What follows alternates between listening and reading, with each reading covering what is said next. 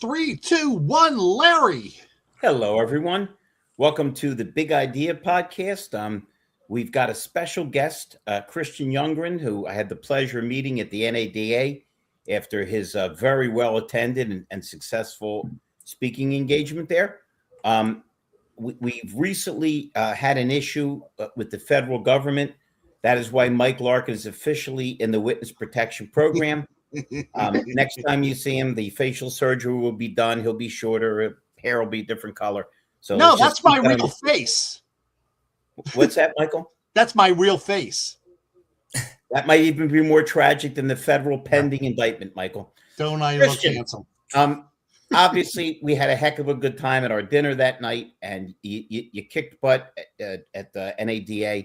Tell everybody that isn't aware, although they should be, who you are and what you do and how you do it. And then if things bog down, you can tell them about the tooth story. So Christian Younggren's my name. Been in the automotive business since 1991. Got in like a lot of people by accident. I tripped up. I graduated from Augustana College. I was a business psych major. And like a lot of people, I thought I was going to like cash the Pullman for this at the time, a $50,000 a year job from 91. Right. So I'm interviewing for jobs up in Chicago area. And I had this 79 Chrysler LeBaron that got about 3 blocks to the gallon that my sister gave me. Said, get this heck out of my apartment complex. So I was driving that back and forth to Chicago area, trying to get a job. I thought I was going to be the CEO of some company and right off in the sunset. But as we know, sometimes that's not exactly how it goes. So I'm coming back from this job. I think it was Illinois Tool Works was the name of the job. I was with company. I was going to sell widgets. I'm coming on my way back home. I'm about a mile from my house. I'm excited because I got the second interview with this company. I'm finally going to start making some money, pay off these student loans. Left that day with one big problem. I needed a job. All of a sudden, this car breaks down, and it breaks down a mile from my place. So now I got 2 big problems. I need a job, and I need something to drive. So I walk home. And I went back to my place that I lived with like 3 other college dudes. They're all laying around sleeping, hungover.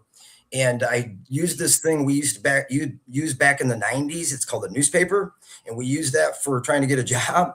So I looked in there and I saw I could get a job selling cars and I could use their car. So I'm thinking I'll use this car. I'll get this job and I'll go up and get this job at Illinois Tool Works right off in the sunset.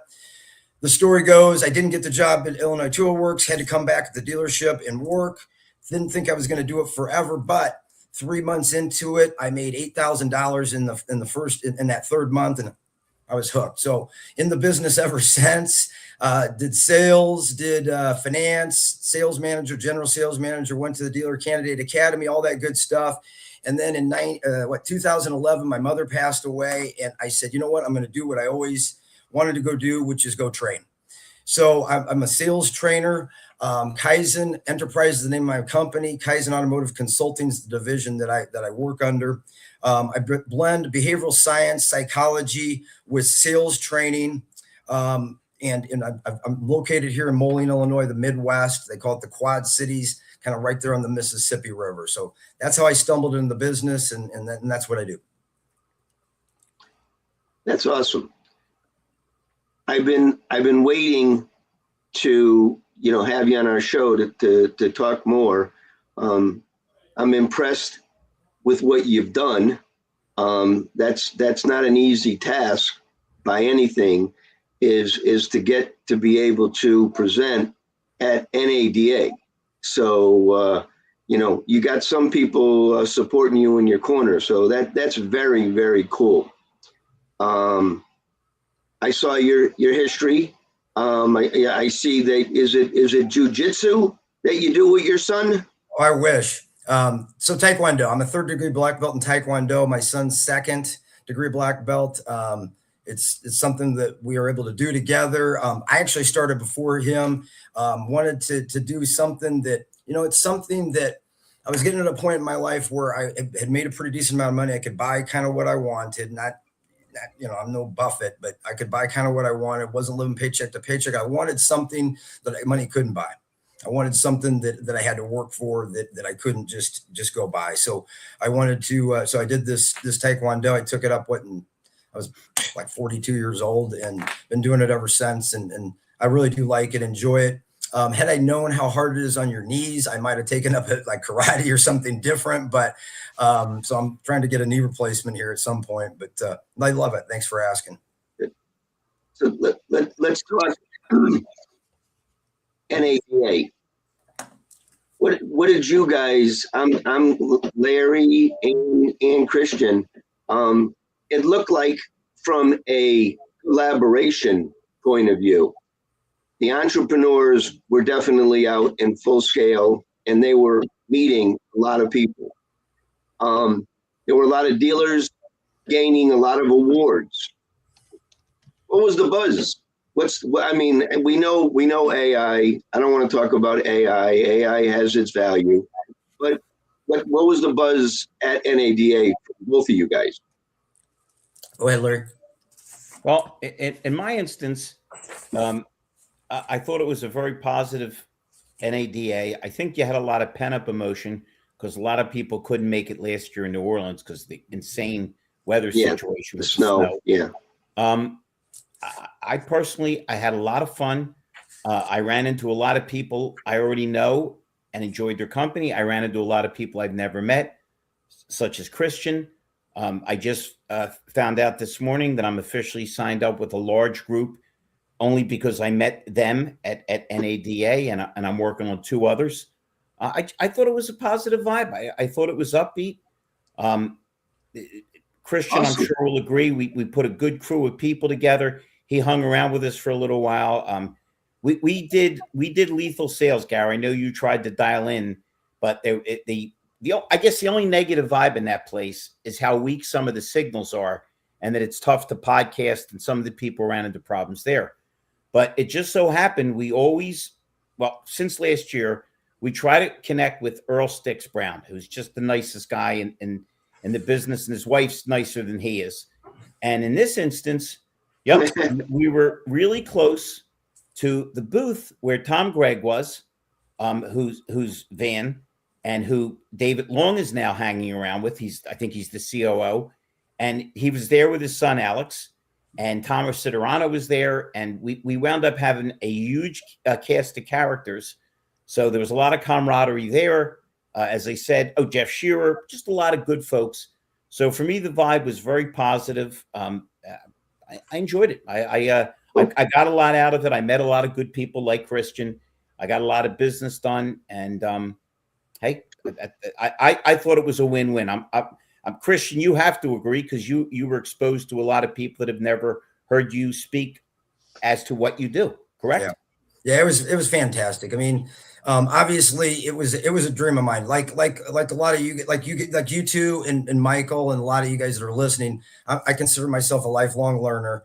And, years ago, I was at a workshop and I think I got challenged by a trainer to write down 100 goals. And it's hard, you get about 20 or 30 and then you're stretching. But I know in the top 30 was speaking at the National Auditors Association. So, I applied several times. It's a difficult process, as a lot of you know, was turned down and just kind of kept the course and was able to get accepted. So, yes, obviously that was a highlight for me getting to speak.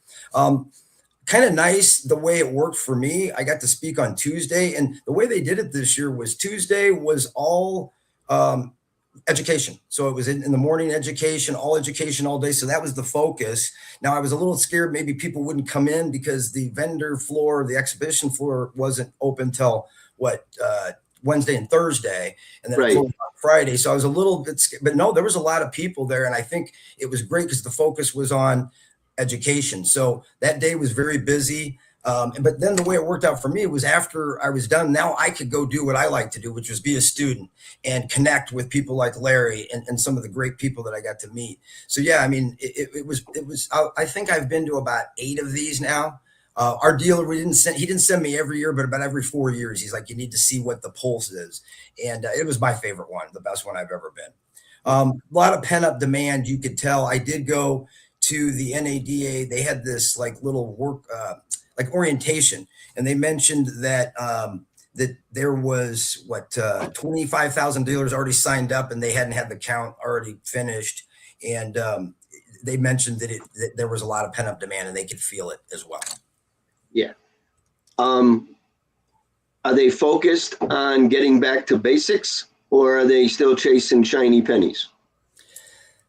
Well, the shiny pennies they always flash, so everybody always is looking at the shiny pennies, aren't they? Plus, I mean, the way humans are, I'm talking just everybody in general. We like to try to find that fix. I mean, if we can find this golf club that's going to give us the ability to be able to hit it, another 50, 60 yards, we want that. But we all know that the basics are the most important, because if you take a really good golf club and put it in the hands of an amateur, it's going to be useless. You put it in my hands, not going to be as good as Tiger Woods' hands or somebody else. So yes, there was back to the basics, but again, because of the AI and so much going on with that, I do think there was a lot of shiny objects there as well. Yeah. I think that the leadership in the auto industry, it starts from the top, and I think that they're moving in the direction, not as quick as all of us would like them to do, but it seems like the focus is, connecting the unconnected and making sure that the processes that you have in place, everybody in the dealership understands their roles and practices and tries to get better. And, if they start taking, training from Larry and you, and they start creating their own training environment, now they just get better. And I see a lot of the dealers are stepping back. They're stepping into that role, is that I need to get my arms around all this stuff and I need to lead again. And it's great because, we want to train, we want to be in stores, and they want to get better. It should be a win-win moving into this year. It's interesting, Christian. AI is every 3 seconds it's changing, it's evolving. The phones keep getting more sophisticated, but it still comes down to how bad people are communicating. It's why fixed ops and variable don't understand each other. It's if you go into most dealerships and ask 5 different salespeople, not in a group, individually, what are the programs this month you have? They don't know it. You would think at this point, with all the tools we have, we'd be better at communicating and tying up all the loose ends. Yeah, I mean, it's sad. You're right, Larry. It's been, I used to say that many, many times. That's always your disconnect between the front and the back is definitely communication. Well, that service lane, unfortunately, gets neglected when you have silos.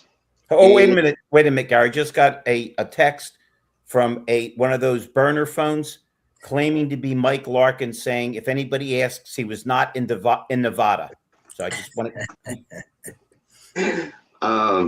But yeah, the overall operation of the dealership today, it needs to be road mapped from beginning to end, and looked in each department and reconnecting and re-engaging.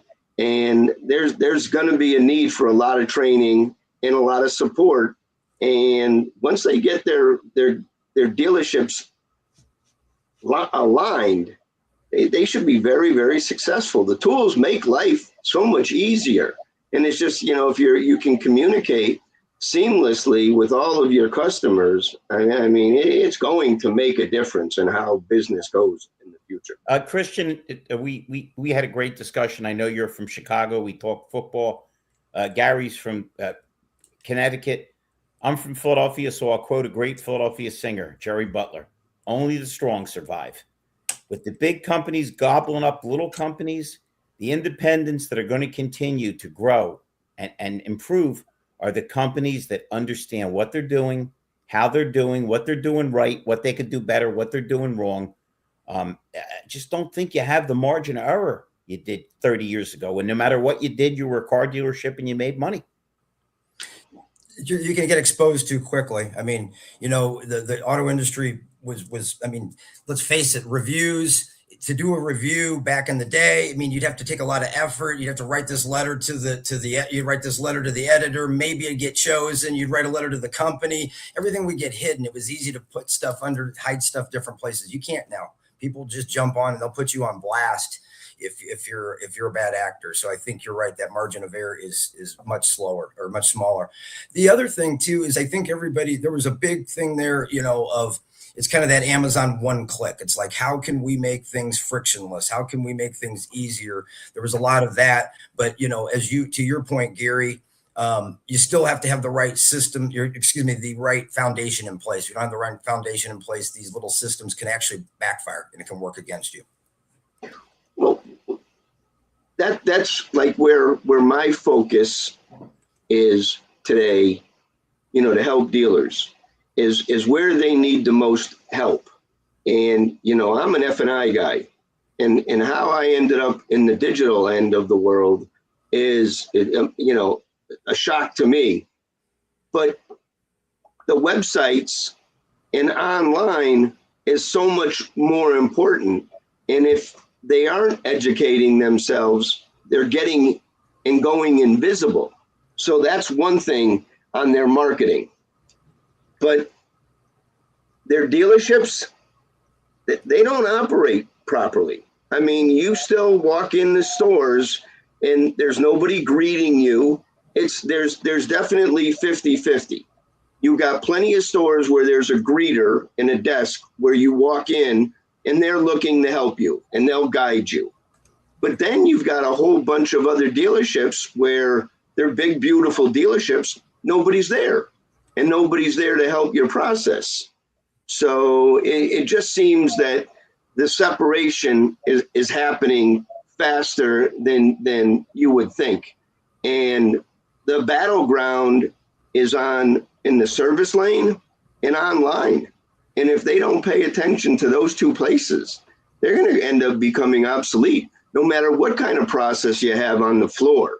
But they need to be working on all of them right now because their meet and greets are not there. Their websites are not there. And now is a perfect time while it's quiet in the East to fix all these things. I would have thought that there would have been a lot more momentum coming back from NADA, but you haven't seen it yet. Well, I mean, it still goes back to, obviously, we're all trainers here. So that's near and dear to our hearts. I mean, we know the training is not a one-time event. It's an ongoing process. And that's, I think, one of the biggest misnomers. It drives me he's been trained. What do you mean he's been trained? I mean, you work out one time and now all of a sudden people that work out all the time. People that play football, they practice all the time. It's 90% practice, 10% game. So, it's sad, but I don't know about you guys first day in the car. Hit him, Christian. Hit him with his. Lost you. Hit him with the Zig Ziglar quote, Christian. What's that? Training is like bathing. I recommend it every day because it doesn't last. His other one, my favorite one is if you help the customer get what they want, in his Mississippi, if you help the customer get what they want, you're going to end up getting what you want, and that's just such a silly, basic Mississippi thing that I love. It's so basic and simple. And that's why it works so well. And that's why Zig was such a cool dude, because he broke things down and made it simple, And that's really what training's about, is taking a complex thing and making it simple. Anytime you're given a message, if you can take a complex message and make it simple, that's an art. And it takes some work to do that, but that's really the key. I agree. One thing I talked about in my session was setting up a system to make it to where, using digital. So using digital, I mean, how would you like to have a system that would work for your new hires? It'd scale. It'd work for new hires. It'd work for veterans. It'd work for everybody. And it's a 5-step process. The first thing is just sit down with your sales team, for instance, but you can do this in service. You can do this in any of the departments. So the first thing you do is you sit down and you brainstorm. What are the major skills that at our dealership that a salesperson would need to be successful right out of the gate. What are those skills? So we're going to sit down and we're going to brainstorm those. For one dealership, it might be 50, another it might be 100, it might be 150 for another. But you're going to have major skills, no matter what store. It's going to be major skills like the meet and greet, reflex objection handling, transition into a trial close. And you're going to still have minor skills that are important, but they're minor. Like filling out a credit application correctly is important, but it's a minor skill. Entering somebody in the CRM. So you're going to sit down and you're going to first just brainstorm those. Step 2 is you're going to create a digital playbook. You're going to create your playbook, your curriculum. And so because of all these, you're brainstorming, you're going to put in order the skills that need to be learned to make a salesperson a top performer. All the skills are important, but the sequence is probably more important. Does a salesperson really need to know a lot about presenting the figures until they understand how to present a vehicle? And do they need to know how to present a vehicle until they need to know how to do it, until they know how to do a good meet and greet? Step 3 is demonstrate, and that's the biggest drop. So you create this digital playbook, and in there you want to put what you need to do, when you need to do it in that digital playbook, when you're going to be tested on these major skills, what the major skills look like when they're done correctly. Now, the third step is demonstrate. So these major skills, a manager who is going to be testing them needs to practice with them and show them, not so much practice, but show them the skill properly done. Coach.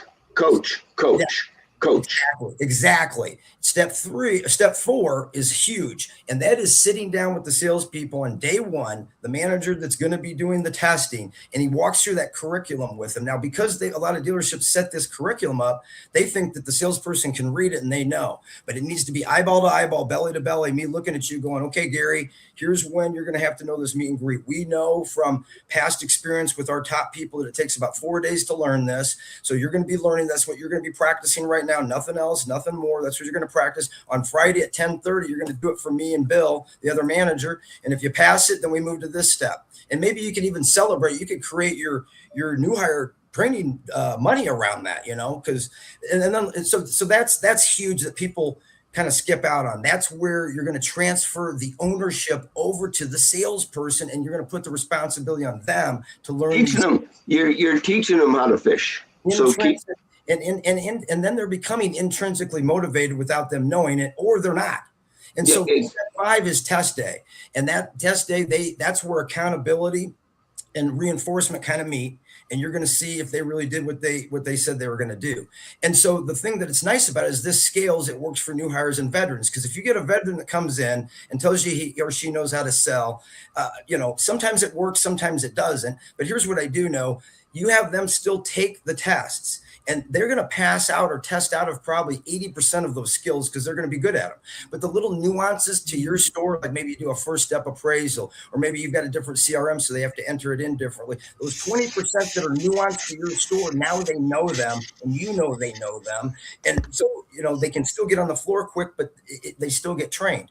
And then last but not least is, with this thing, what I love is this. After about 3 test days, you're going to know really quick who your rock stars are and who your underperformers are, because you're going to see right then. You're going to see if they're on board or not. So again, what it does is it shifts the ownership over to them. And if they don't get it, it's on them. It's not on you. Hey, Christian, that was awesome. That was awesome. I want you, and you have this. I want you to share this with us after our show, that 5-step process, because what you just gave to any sales manager, any lead, and then you got to sprinkle in the F&I people. How do you want the paperwork? How do you want the appraisal? And if dealers brought in those kind of systems, then they have it repeatedly, and then they're not like having the new guy follow the old guy, because the old guy still has old habits that you don't want him to have. If you're not ready to appraise that vehicle until you've spent time with that customer, and maybe you had to go through the service drive first, or maybe you are doing some other things, but what you just laid out is perfect. And that's how you build processes for every nook and cranny and for everything in the dealership. And when the dealer has their full playbook of how they handle situations, now they're just collaborating and tweaking. Do we want to do? I mean, they all know that they should be appraising vehicles in the service drive. Okay. I have a vehicle right now that's ready to be sold. I have my Mach-E is 4 years old. I paid all my payments. I haven't gotten any real responses from any of the dealers like, we want to buy your car, we want to sell you. And I've been in service lanes.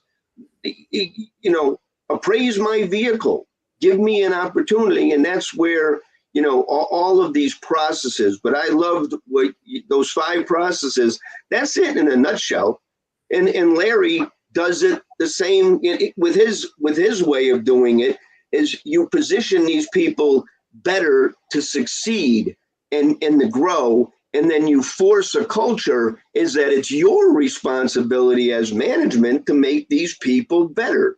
And if they have the aptitude and they have the desire, well, put your effort into it. Help them, show them how to close deals. And in hindsight, as an F&I manager, we used to always wait until the rookie got their first deal. And then we would sit down and talk to them because, they made it, because there's so many other people that are just bumbling around like chickens with their heads cut off. You didn't want to bother with them, but you wanted the young people or the old people, or whoever that was focused in. It was like, oh God, this person's a dream. They're doing it the way that I would like to see my deals come, and we're all going to benefit. The process works. So with that in mind, if you need somebody to help, Christian's a heck of a guy. And Christian and I were even talking about maybe doing some things together in the future. We hit it off so well. Yeah. So keep your eyes out. His phone number is on the screen. He's a heck of a good guy. He made a hell of a splash at NADA. Christian, we appreciate you having you on more than you could possibly imagine. And we thank you, my buddy. Thank you. No, thank you. I appreciate it. And if we see Mike Larkin running around, you might need to hide him for a little bit, because we want him back next week. There you go. Everybody have I hope a happy Valentine's Day. It's actually going to be above freezing in Connecticut, so everybody should be happier. We could use some love because it's been a miserable winter. But I don't need Larry, you feel it. Christian, you feel it. And but enjoy the weekend. Happy President's Day. And I look forward to seeing more of your training, Christian. Thanks for joining us. Thank you. Thank you. Keep fighting the good fight, everyone. All right.